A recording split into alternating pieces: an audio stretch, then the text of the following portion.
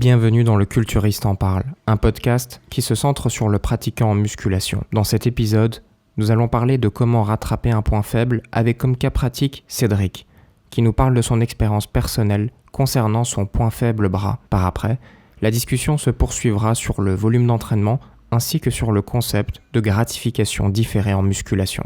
Ouais, et juste pour finir, c'est vrai qu'en plus j'ai eu une interaction rigolote à la salle aujourd'hui. Je venais de, je venais de finir une série, j'étais à l'échec et tout, et un gars que je connais depuis quelques années maintenant à la salle et qui me dit, oh là là, tu sais, Adnan, je crois que tu dois être le mec qui a le plus progressé ces dernières années à la salle. Je suis, ah, merci, c'est gentil.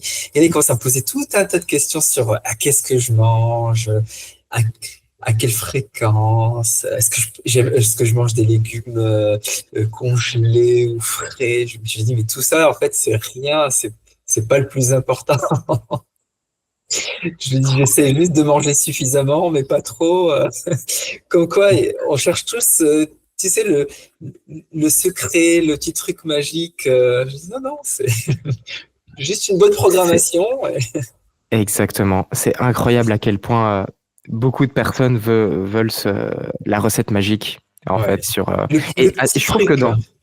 Ouais, le petit truc, mais je trouve que très souvent, et on a peut-être déjà eu la conversation, mais c'est important de le redire, c'est euh, très souvent, elle est plus liée à la nutrition qu'à l'entraînement.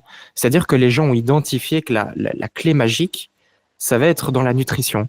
Oui, Or qu'en fait, je pense que d'expérience, on est d'accord pour le dire, qu'au final, ce qui va faire que une personne va vraiment arriver à son plein potentiel, ça va être plutôt se creuser la tête sur l'entraînement, plutôt que sur la nutrition qui peut très vite devenir très monotone et presque en fait en pilote automatique très rapidement. oui. Là où l'entraînement nécessite un questionnement toujours plus important, profond, je trouve. Et c'est certainement là où tu voulais en venir. Déjà, il n'existe pas de recette magique, enfin de clé magique, mais très certainement aussi qu'en fait, beaucoup de personnes, déjà, la nutrition est importante, on ne dit pas qu'il faut bâcler ça, mais que, en fait, beaucoup de personnes devraient d'abord s'orienter vers l'entraînement et résoudre des choses dans l'entraînement avant de se soucier de s'ils doivent manger des légumes congelés ou pas, en fait. Ben oui. Mais moi, voilà, c'est pour ça que je voulais rebondir un petit peu sur l'entraînement, parce que tu as partagé quand même une évolution incroyable sur, entre guillemets, ton point faible suite à ta compétition où les juges ont, t'ont demandé de gagner un petit peu des bras. Hein, et donc, du coup, tu as une longue période de focus sur les bras où finalement, tu nous as un peu partagé l'évolution et on voit clairement que tu as pris, que tu as atteint un petit peu les objectifs que tu t'étais fixés. Et voilà, si tu pouvais nous faire un petit récap, ça a duré longtemps. Les résultats sont visibles. C'est du bodybuilding naturel, donc ça a pris du temps. C'est clairement. Et voilà, il faut être patient, je pense. Euh, voilà, alors, est-ce que tu as rattrapé ton point faible en, durant ta période de sèche ou durant tes périodes de sèche? De surplus, tu veux dire? Oui, pardon, voilà. Clairement pas en sèche en tout cas. Donc, rattraper un point faible, déjà, on va être d'accord, tu ne peux le faire qu'en période de prise Oui, de muscle. de muscles, effectivement, oui. Donc la question que tu me poses, c'est quelles ont été un petit peu mes étapes pour rattraper et si j'estime que j'ai rattrapé aussi mon point faible. Je pense qu'il y a peut-être voilà, deux questions là derrière. D'un point de vue extérieur, je pense que tu l'as rattrapé. Est-ce que tu as atteint tes objectifs personnels? Ça, c'est à toi de nous le dire. Euh, Honnêtement, oui, je pense que j'ai solidement rattrapé mon point faible. Je pense aussi qu'il ne faut pas oublier qu'il y a une composante génétique qui fait que j'aurai jamais un look de quelqu'un qui a un humérus court. Et ça, je dois l'accepter. C'est juste que par rapport à comment mon physique est, je pense que je suis quand même plutôt bien. C'est même plutôt un beau rattrapage que j'ai fait. J'ai des humérus quand même relativement longs. D'ailleurs, je suis très fort pour les sports de raquettes. J'arrive à rattraper facilement des balles à gauche et à droite. Pour la muscu, c'est pas terrible pour les bras. Et donc, très vite, ça a été un point faible qui s'est développé sur mon physique dès mes premières années. Et en fait, j'ai un petit peu toujours eu une programmation globale jusqu'à ma compétition de bodybuilding en 2022. Et donc, sans surprise, il y avait ce retard qui s'était accentué sur les bras. En plus, je suis dominant du tronc, donc ça veut dire que ça peut aussi exacerber ce retard bras parce qu'en fait, il est comparé à mes pecs qui sont quand même un point fort, mon dos qui est relativement aussi un point fort, on va dire. Et donc, directement, le retard, il peut légèrement s'accentuer en fait, parce qu'en fait, un muscle, il est toujours pris en relation avec les autres. C'est aussi simple que ça. Donc, la manière dont j'ai procédé à la sortie de ma compétition, c'était OK, il faut que je mette le paquet sur les bras. Et donc, la première chose en fait que j'ai faite, c'est j'ai analysé ma prog et en fait, ce que j'ai tout logiquement remarqué, c'est que je commençais toujours par les pecs ou le dos. Et j'ai toujours eu un blocage jusque-là, et c'est super bizarre parce que je crois que beaucoup de personnes l'ont internalisé, mais j'ai internalisé voilà dans ma pratique, je sais pas d'où ça vient, mais je crois que beaucoup l'ont, que les gros muscles doivent être entraînés avant les petits et qu'il faut donc toujours faire les pecs avant les bras, toujours faire le dos avant les bras aussi. Parce que sinon, attention, on allait saccager l'entraînement des pecs, on allait saccager l'entraînement du dos. Et je l'ai internalisé sans trop me poser de questions et je me suis toujours entraîné comme ça. Résultat des courses, pecs, super beau pec, bon dos et des bras complètement à la ramasse à côté. Bon, bref. Et en fait, j'ai aussi remarqué que ces conseils étaient même encore véhiculés récemment. J'ai encore entendu des conseils comme ça, même d'IFBB Pro et des coachs super connus dans le milieu, hein, très réputés. Et en fait, je pense que ces personnes qui donnaient ces conseils ont justement le problème inverse. Ça veut dire que ces personnes ont des bras monstrueux qui, en fait, impactent grandement le recrutement de leurs pectoraux et du dos. Et ces personnes, en fait, sont basées sur leur physique pour donner un conseil général, ce qui est en fait une très mauvaise idée. Et encore une fois, je vais pas citer le nom de la personne que j'ai en tête, mais c'est quand même quelqu'un de réputé dans le milieu américain qui avait encore donné un conseil comme ça il y a très peu. Et je l'ai écouté et je m'étais dit, mais en fait, non. En fait, non. Il faut partir du besoin de la personne. Et où se situe ton besoin, tu dois y aller en fait dans cette direction. Mon besoin, c'était de prendre des bras. Et donc, il y a un moment, j'ai dit, merde, je m'en fous de développer mes pecs et mon dos. Mon besoin n'est pas là. Et donc, je pense que la première étape, c'est de casser des barrières qu'on a pu se mettre. Et moi, ma barrière, c'était, j'entraîne jamais les bras avant le reste. J'ai cassé cette première barrière, j'ai réorganisé ma programmation, ce qui voulait tout simplement dire qu'en fait, j'ai une fois sur deux dans mes rotations entraîné mes triceps avant mes pectoraux. Et concernant les biceps, c'est pas le pas que j'ai sauté directement. J'ai d'abord fait pour les triceps. Mes besoins étaient un petit peu plus au niveau des triceps que mes biceps. J'ai par exemple entraîné mes biceps un peu plus tôt dans mes séances, mais les triceps, je les ai vraiment entraînés en premier. Et honnêtement, quelle différence? La différence, c'est que je suis arrivé frais sur mes séances. J'avais toute l'énergie nécessaire pour en fait performer sur cet exercice. J'ai fait principalement du dips, où j'ai essayé de vraiment axer un peu plus les triceps en restant très droit, en essayant de maximiser l'implication, enfin en tout cas de mobiliser l'articulation du coude au maximum. Et donc c'est comme ça que j'ai composé avec aussi du GM press. Voilà, j'avais fait sauter le dips à un certain moment et puis je suis passé sur du GM. Et donc j'ai toujours deux rotations quand je m'entraîne. Donc on va dire une rotation où je commençais par les triceps et une rotation où je commençais par les épaules et les pecs.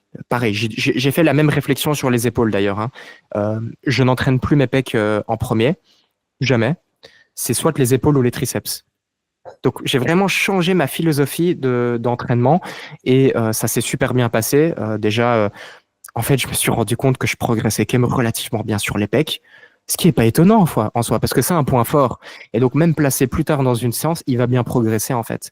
Et ça m'a complètement rassuré dans cette nouvelle philosophie d'entraînement de se dire, bah, tu peux entraîner ton biceps avant le dos, tu peux entraîner ton triceps avant les pecs, tu auras l'énergie nécessaire pour progresser et mes besoins, en fait, se situent à ce niveau-là. Il n'existe pas de règle unanime dans l'entraînement, c'est faux. Il n'existe pas de règle. Tout est relatif aux besoins de chacun. Tu as répondu parfaitement à la question que j'allais te poser, qui est est-ce que tu as vu que dans tes pecs et ton dos, tu as perdu tes performances en faisant les bras en premier? Donc tu as répondu, donc la réponse était non. Et en fait, j'ai remarqué exactement la même chose et j'ai eu exactement le même raisonnement que toi pendant très longtemps. C'est je peux faire les bras à la fin, je perdrai pas en performance. Alors que si je fais les bras en premier, je vais ruiner ma séance pour mes pecs et mon dos. Et en fait, pas du tout. Au contraire, faisant les bras en premier, bah, je progresse plus vite et mieux sur mes bras. Et mon dos, mes tirages, ils sont pas moins bons. Et je crois que sur mes mouvements de poussée, j'ai eu des PR récemment qui sont au-delà de tout ce que j'ai jamais fait il y a quelques années. Donc, ouais, effectivement. Mais j'ai toujours eu cette peur comme toi. Si je fais mes mouvements d'isolation en premier, ça va ruiner tout le reste. Et je sais pas d'où ça vient. Je pensais un petit peu, tu sais, à ce truc des années 90, 2000. C'était quoi l'hypothèse euh, hormonale? Il faut toujours faire les mouvements polyarticulaires en premier parce que ça stimule la production d'hormones et de croissance, comme tu as des gens qui te faisaient faire du squat et du biceps curl parce que si tu fais du squat, ça va permettre au biceps curl ensuite d'être encore plus efficace parce que hormonalement, tu seras prêt à faire du muscle. Voilà. Je sais pas d'où ça vient. Euh, Si l'hypothèse hormonale justifie ça, ou enfin, c'est le serpent qui se mord la queue quand on sait pas qui influence qui. Mais ouais, il y a des mythes comme ça et ça s'évapore au fur et à mesure. Je vois de plus en plus de gens faire des parties du bras avant. Je vois des gens faire les épaules en premier. Je vois des gens faire les biceps en premier. Ça change, hein, ça change. Et heureusement, en fait, parce que il faut casser toutes ces barrières, en fait. Cet effort codifié au niveau de l'entraînement, et je pense que c'est super bien que ça a été cassé. Et clairement, on peut commencer par n'importe quoi, en fait. Si ton besoin se situe au niveau du biceps, commence par tes biceps. Si ton besoin se situe au niveau des mollets, bah, tu commences par les mollets, le delto latéral, delto antérieur, postérieur. Par exemple, voilà, quelqu'un qui voudrait développer son delto postérieur par rapport au dos, bah oui, tu commences par le delto postérieur et puis rien ne t'empêche de faire des mouvements de tirage. Ça va très bien se passer. Oui, peut-être que pour certaines personnes, il y aura une baisse de performance sur les exercices qui sont, ce qui en fait est logique mis plus tard dans la séance, mais c'est un choix qui doit être fait. Et je pense qu'à un moment, il faut se rendre compte qu'on peut pas tout prioriser, qu'il y a un moment, des choix doivent être faits. Et ces choix doivent être rationnels, basés sur les besoins de la personne. Donc ça, c'est le premier levier sur lequel tu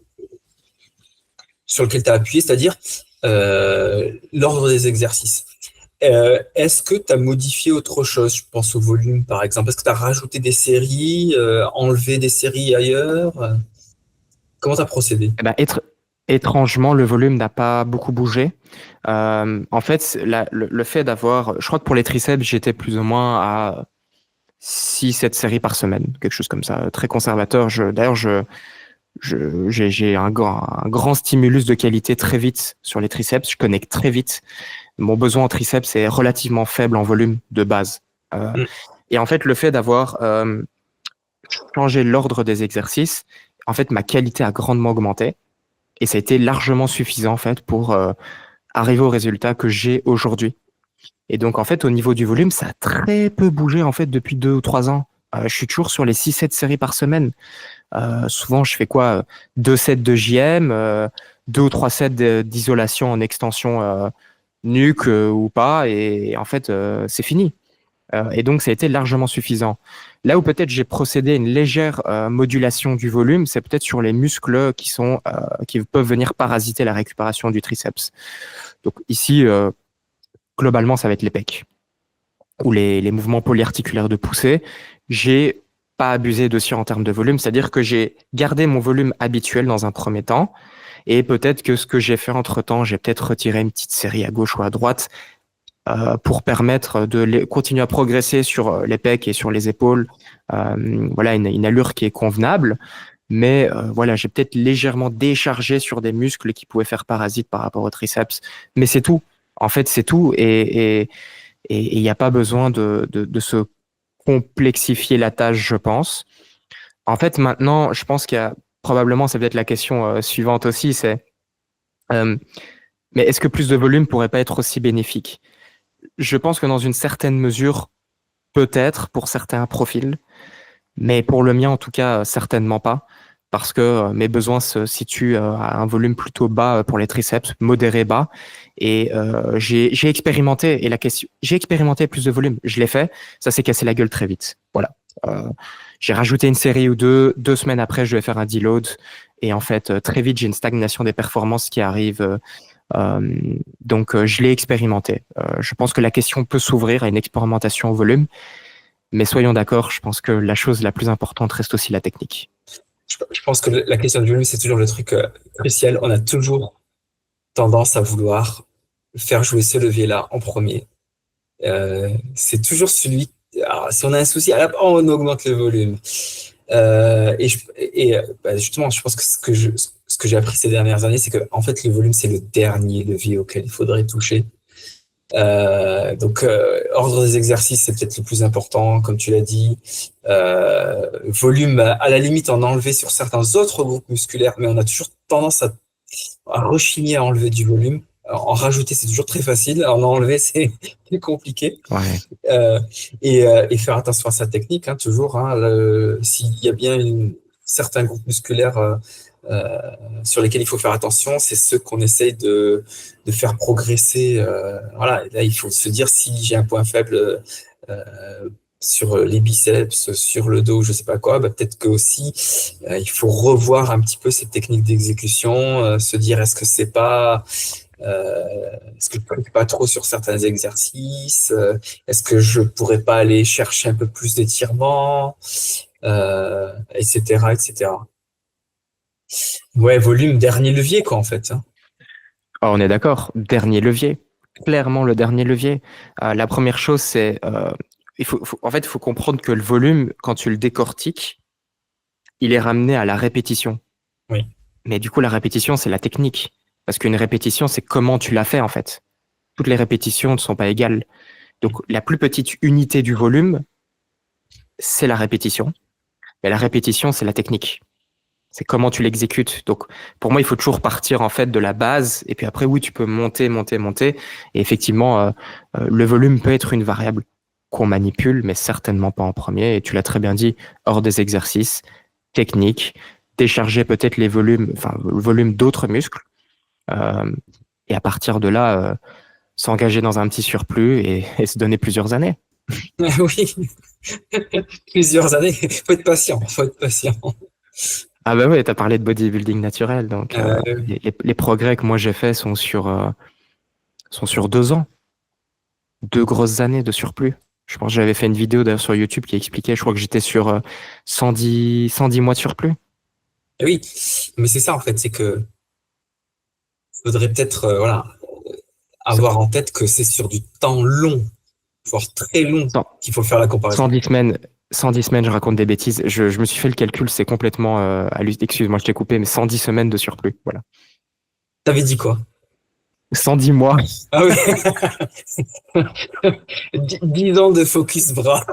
Oui, c'est ça, c'est ça. En fait, c'était plutôt mes années de pratique et Oui, 110 oui. semaines Ah oui, mais de 110 focus, semaines, de mine de focus. rien, voilà, c'est pas rien. C'est le temps qu'il faut se laisser aussi. Donc, faut pas s'attendre non plus à avoir un progrès en 3 mois. Faut arrêter ces conneries. Je veux dire, non, compter en années. Je crois que c'est mieux de le faire comme ça, compter en années. Et c'est là où on voit des résultats qui sont tangibles. Je pense que ça pourrait être intéressant de réagir sur, parce qu'au final, il y a quand même une hype sur le volume, je trouve. Et c'est contradictoire parce que ce que nous, on dit ici, c'est plutôt, bah, s'il y a dernière chose qu'il faut changer, c'est quand même bien le volume. Or, on voit qu'il y a eu beaucoup de méta-analyses avec Pelland, je pense, Oui. qui parlait effectivement du volume et un consensus général qui se dit plutôt de pouvoir essayer de tolérer un max de volume, en fait.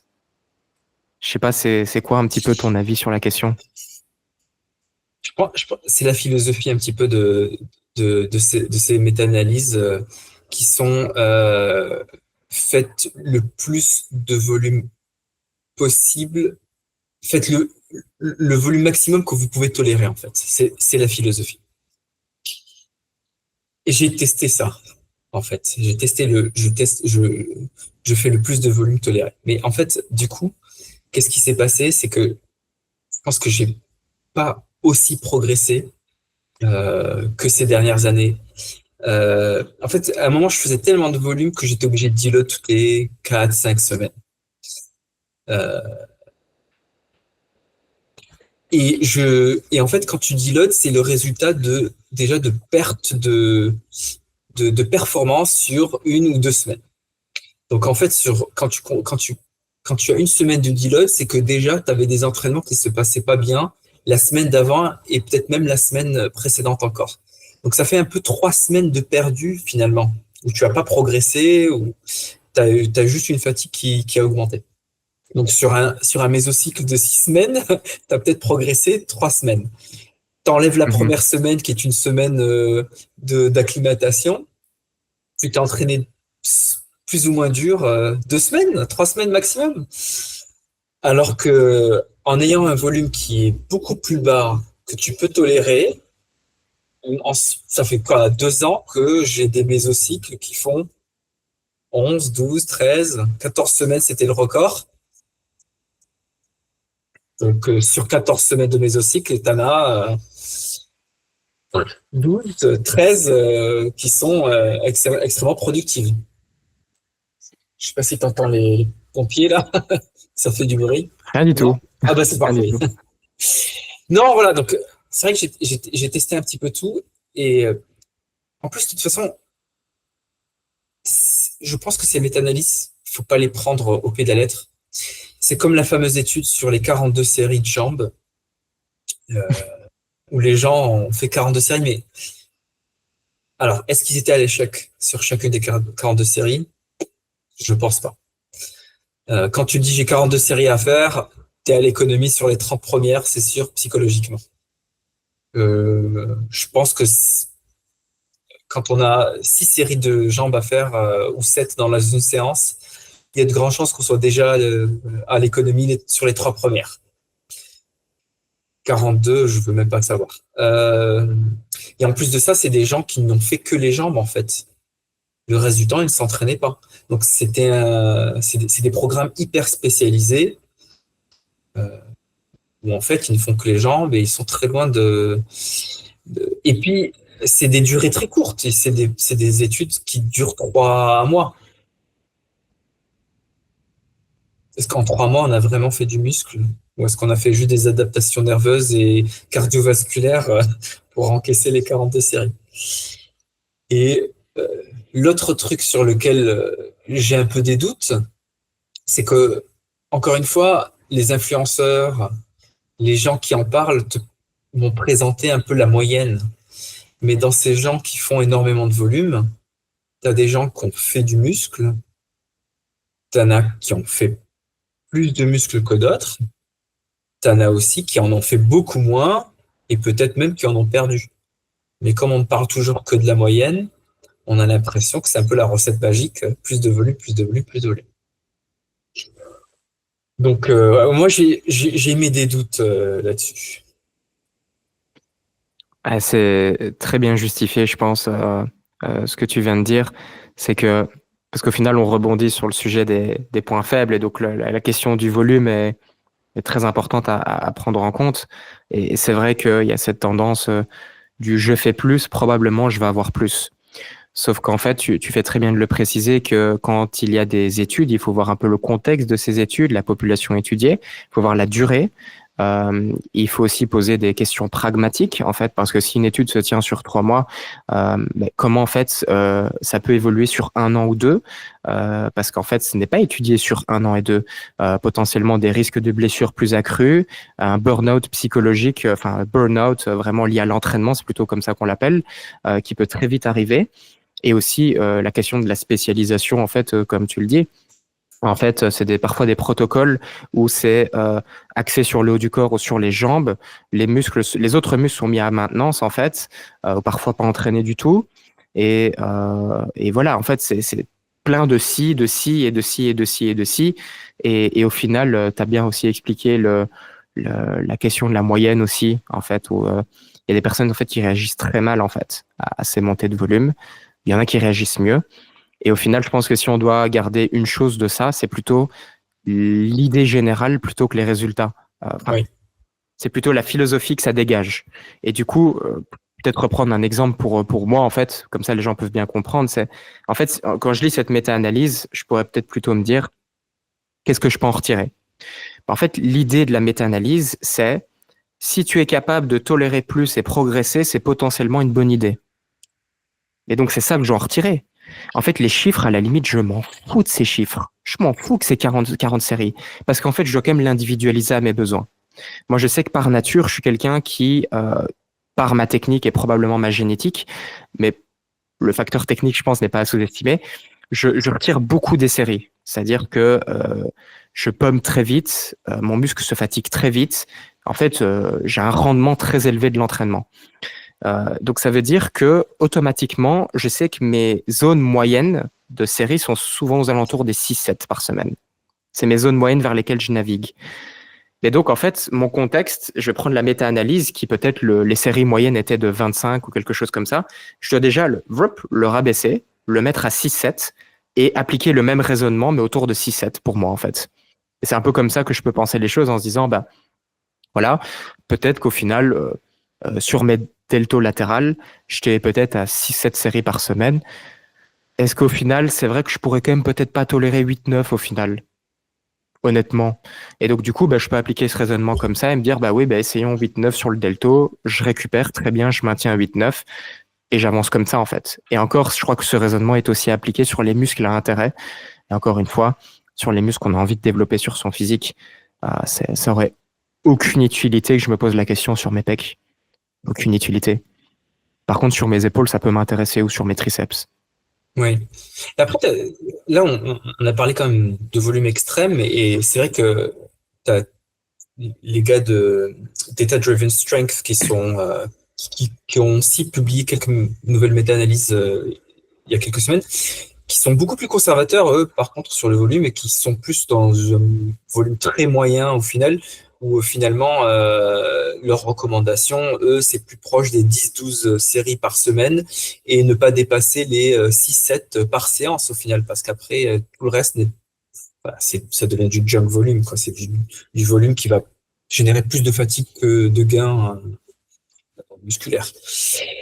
Et de l'autre côté, ce qui fait le buzz en ce moment, c'est les TikTokers avec leur une série de 3 reps RIR1 par séance et par groupe musculaire pour Ah, ça me maximiser. fatigue tout ça. Voilà. Parce que c'est comme en politique. Quand tu as un mouvement d'un côté, tu auras la contre-réaction du côté inverse. Donc, on navigue toujours dans les extrêmes d'un côté ou de l'autre. Je suis tombé sur un réel l'autre jour où le type faisait une répétition en isométrique. Voilà. Sur une leg extension, son entraînement, c'est une répétition en isométrique qu'il tient, je ne sais pas combien de secondes. Et voilà, ça c'est maximum de stimulus, minimum de fatigue. Voilà. Il y a toujours des extrêmes. C'est fou. Mais c'est totalement ça. Au final, c'est un peu c'était la mode du heavy duty, tu vois, du low volume, high intensity. Ah ben là, Au il a final, été poussé à l'extrême, le heavy duty, là. lui, il veut pas de fatigue. Mais si tu veux pas de fatigue, t'entraînes juste pas, en fait. Ouais. Je crois que c'est aussi simple que ça. Il faut savoir que la fatigue est un coût nécessaire de l'entraînement à haut niveau. Elle est attendue et doit être tolérée d'une certaine mesure. C'est normal d'être fatigué. En fait, je pense, il faut différencier aussi, je crois, la population générale qui s'entraîne pour le plaisir et le bien-être. Les niveaux de fatigue seront plus bas en moyenne. Les personnes vont se sentir un peu plus énergiques de façon quotidienne. Quelqu'un qui est dans la performance va pas se sentir bien tout le temps, en fait. Et la majorité du temps, faut être honnête, on va être honnête entre nous, tu te sens pas trop bien.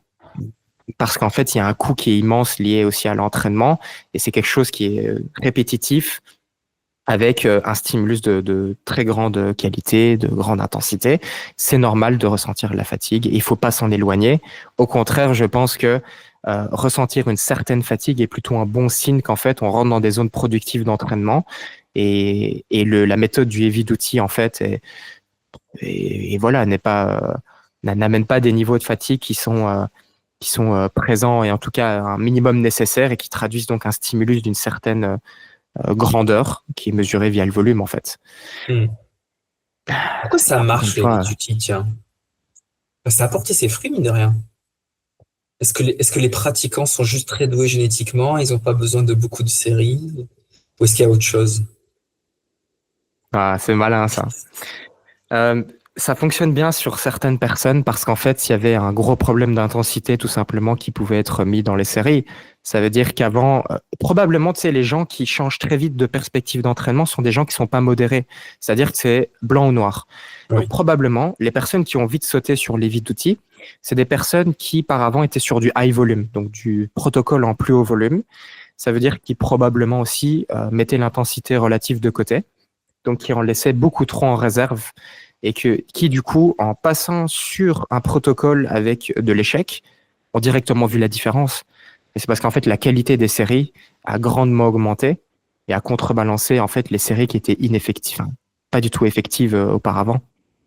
ouais, c'est ça. En fait, quand on dit faut faire le maximum de volume que l'on peut tolérer, c'est à condition que chaque série soit techniquement quasi irréprochable, qu'elle soit Ouais. amenée suffisamment proche de l'échec et avec une amplitude qui permet un étirement et une certaine contraction.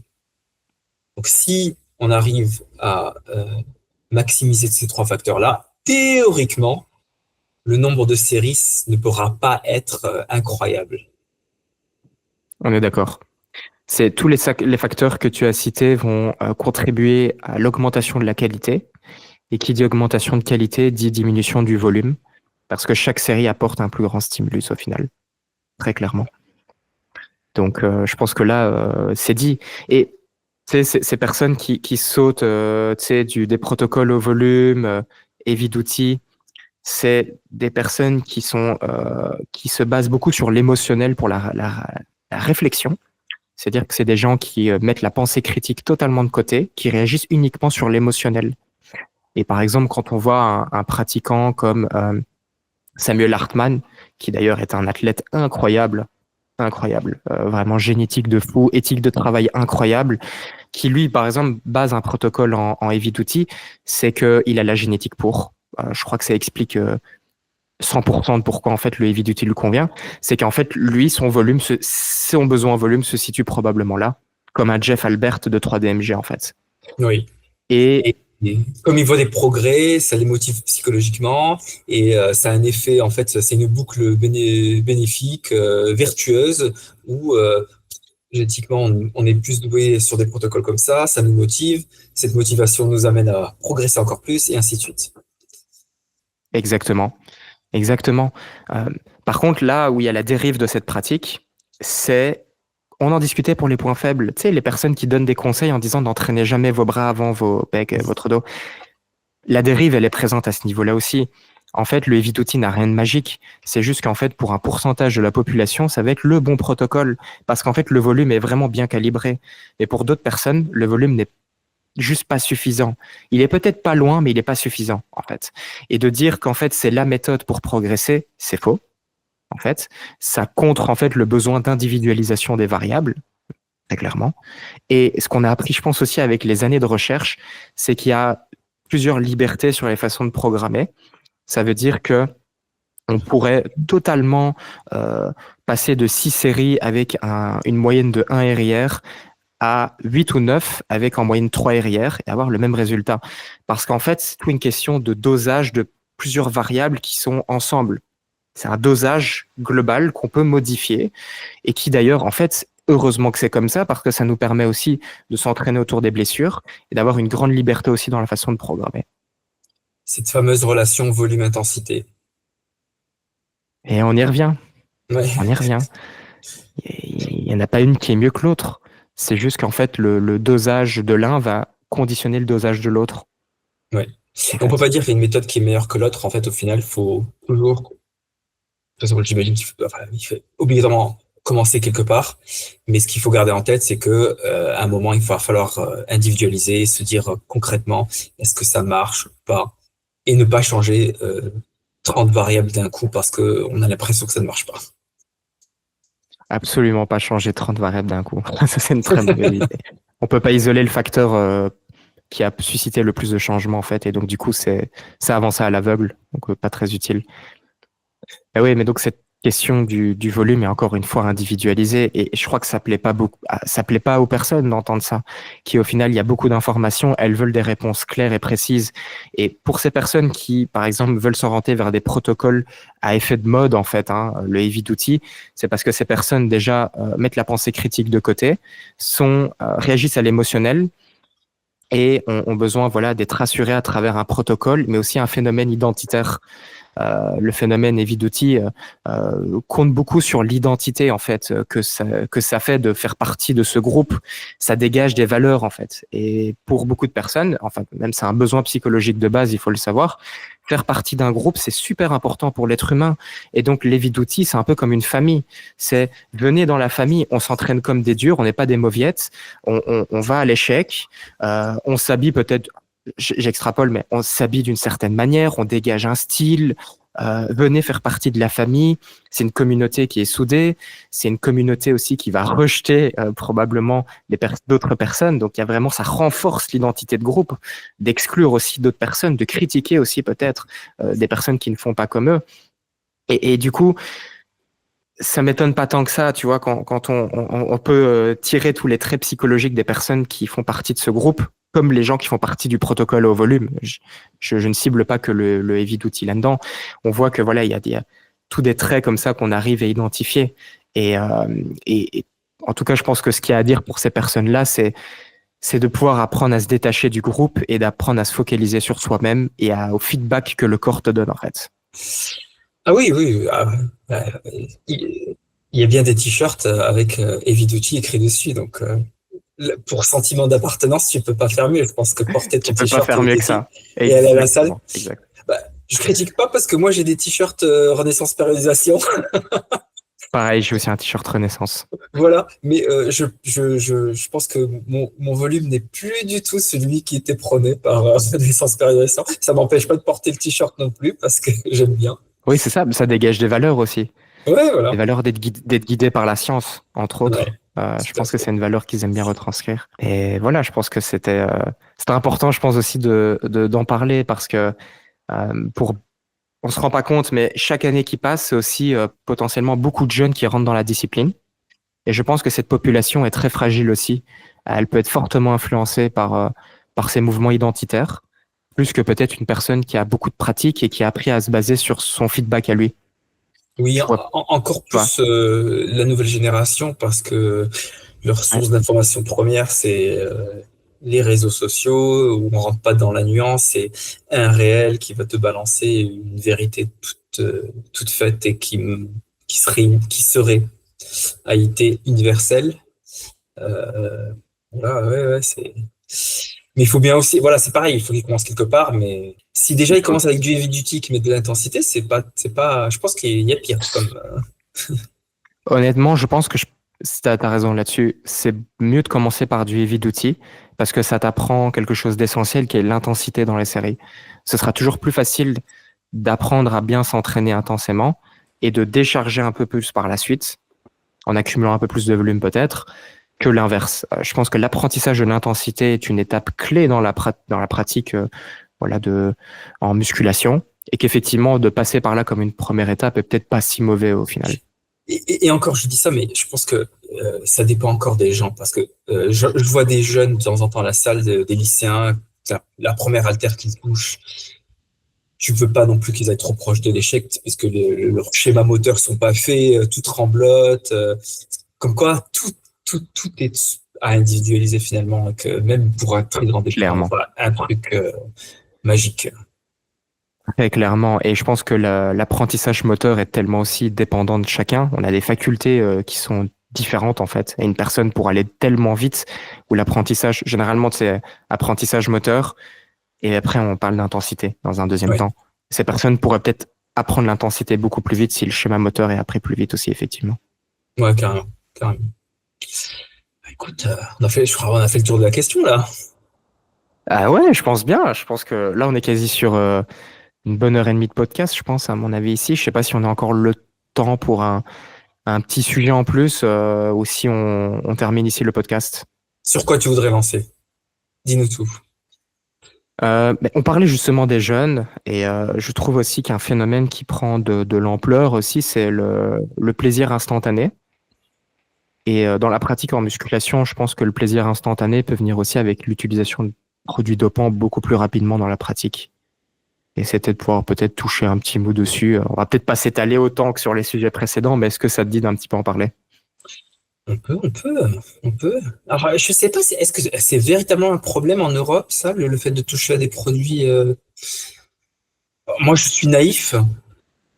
Je, si je voulais me procurer des produits, je saurais même pas où aller, qui m'adresser. J'imagine que sur Internet, on peut trouver des trucs, vu que certains arrivent à se faire livrer des trucs, plein de choses. Mais ouais. Mais moi, je sais qu'en Angleterre, c'est un énorme problème.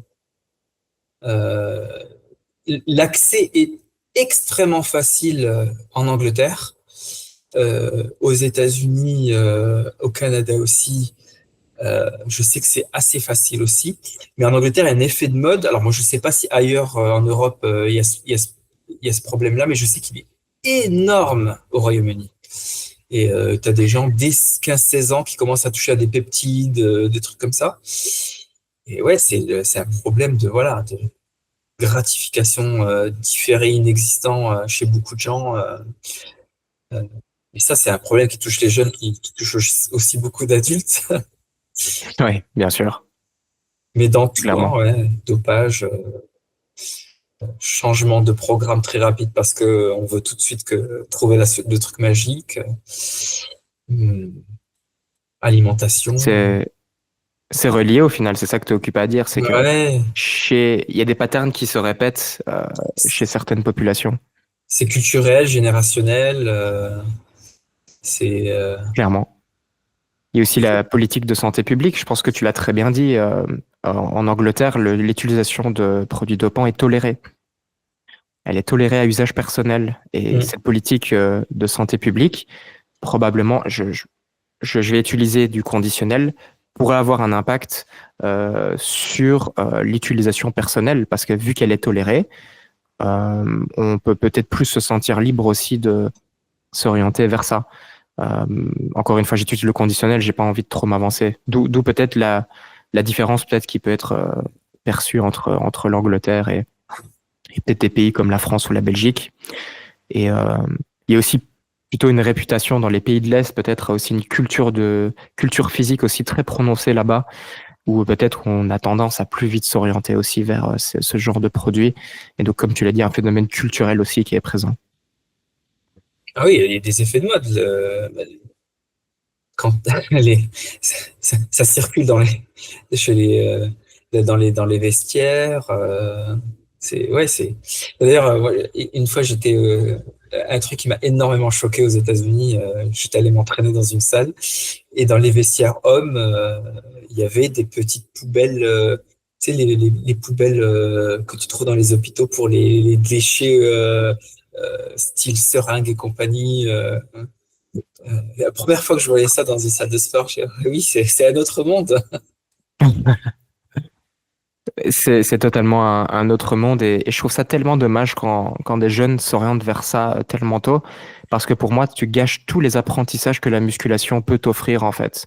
Notamment sur la gratification différée dans un premier temps qui pour moi en fait l'apprentissage par le sport peut avoir tellement d'effets positifs sur d'autres domaines de la vie.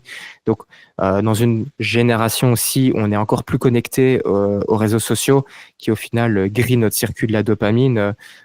C'est d'autant plus intéressant aussi de passer par quelque chose qui permet de remettre de la distance entre l'action et le plaisir. Le sport le fait d'une très belle manière et la musculation le fait très bien. Et donc, s'orienter vers des produits dopants très tôt dans la pratique, c'est encore une fois contrecarrer la gratification différée avec ces apprentissages qui sont très intéressants. Et Moi, ah oui, moi, je ne vois que des avantages puisque le bénéfice-risque est très largement en ta défaveur, avec tous les problèmes de santé liés à la prise de produits. Surtout à un âge, on est encore en développement. Le corps n'a pas clairement, fini de se développer, le cerveau n'a pas fini de se développer. Les gens s'entraînent depuis quelques mois seulement, ils ne savent absolument pas quel est leur potentiel génétique. Ils pourraient faire tous les gains très facilement. Euh, il y a- il- Malheureusement, j'ai l'impression que les réseaux sociaux promeuvent plus facilement les physiques qui ont eu de la chance et qui ont bien toléré ces produits que la très grande majorité qui se retrouve avec tous les effets négatifs absolument atroces auxquels on peut penser. Comme tu le dis, il faut faire très attention à ça parce que les réseaux sociaux viennent toujours hyper sélectionner ce qui fonctionne. En fait, ils viennent sélectionner ce qui est beau, ce qui est en fait élite, entre Mm. guillemets. Et ça ne reflète absolument pas la majorité de ce qui peut se passer effectivement pour la majorité qui veulent s'orienter vers ces produits. Euh, et puis, je vais peut-être rebondir aussi sur l'aspect plus compétitif, parce que souvent, ce que je peux aussi entendre, c'est que quand on s'oriente vers ces produits, c'est plutôt dans un aspect compétition, ce qui, je trouve aussi, est plus socialement accepté, de dire, je prends, mais c'est pour des buts compétitifs. Je trouve que voilà, c'est socialement plus accepté. Euh, Maintenant, je trouve aussi qu'il y a des très belles opportunités de concourir dans la sphère naturelle avec l'essor de la WNBF qui prend une ampleur incroyable, dont voilà, on a parlé de Samuel Hartmann un peu plus tôt, a été aussi un élément, un personnage marquant aussi dans la montée du bodybuilding naturel dans le réseau francophone. Euh, les opportunités en fait sont là, elles sont présentes dans le bodybuilding naturel. Et je trouve que ça devient de moins en moins une excuse aussi, peut-être d'utiliser des produits. Vu l'essor du bodybuilding naturel, à quel point tous les ans il y a de plus en plus de compétiteurs, on commence à se demander si ça va pas supplanter finalement le bodybuilding non naturel. C'est incroyable parce que la WF Paris, je pense que depuis plusieurs années, a un record d'inscrits qui augmente tous les ans. Là, j'ai vu une story. Ils savent pas comment ils vont pouvoir faire le polygraphe de tout le monde. Mmh, Tellement ils ont. C'est soit il faut qu'ils trouvent une autre solution, soit ils vont limiter le nombre d'inscrits. Donc on arrive à ce point-là, quoi. Euh, et Hartmann est pour moi aussi l'exemple à suivre, c'est-à-dire que le type a tout gagné avant de passer du côté obscur. C'est-à-dire qu'il a tout fait avant. D'aucuns diront qu'il aurait même pu continuer quelques années naturelles et gratter encore euh, des titres et continuer de progresser.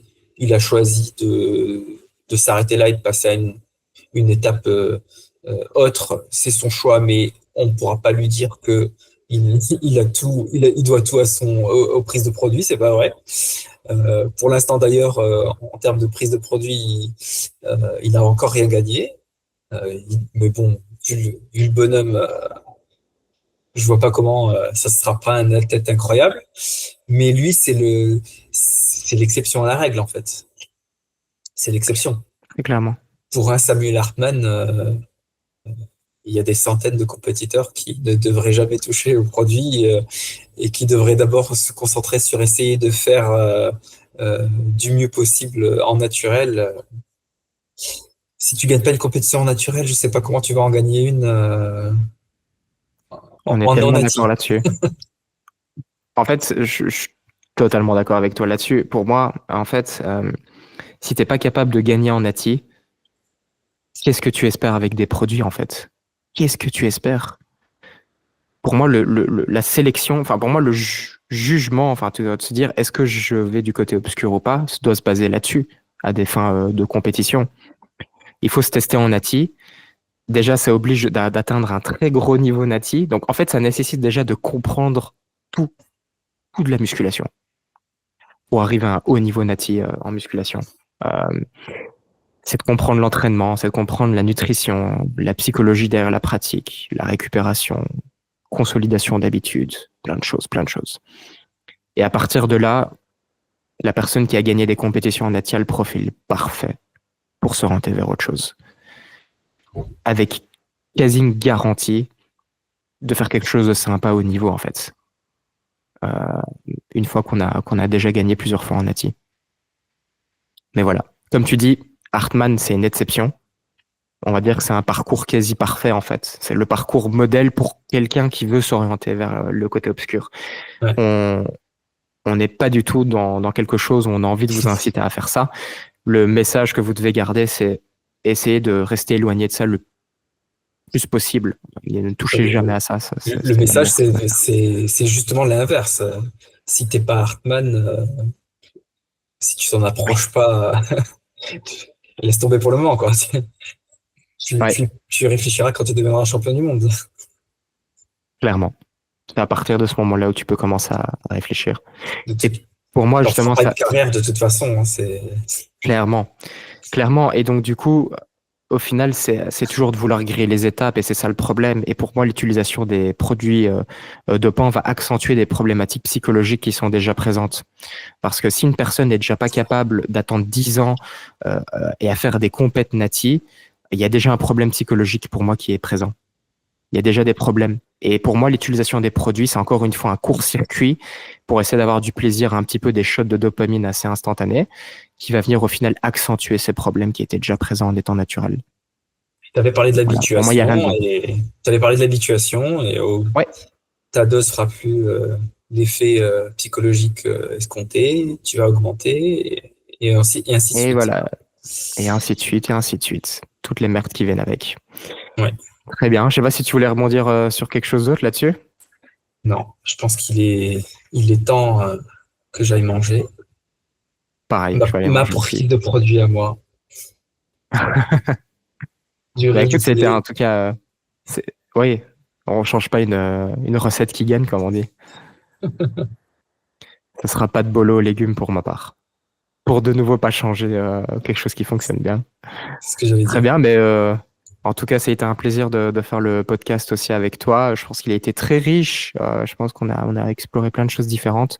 N'hésitez pas aussi en commentaire à proposer des sujets, voilà, des choses sur lesquelles vous voulez nous entendre discuter. On le fera avec plaisir.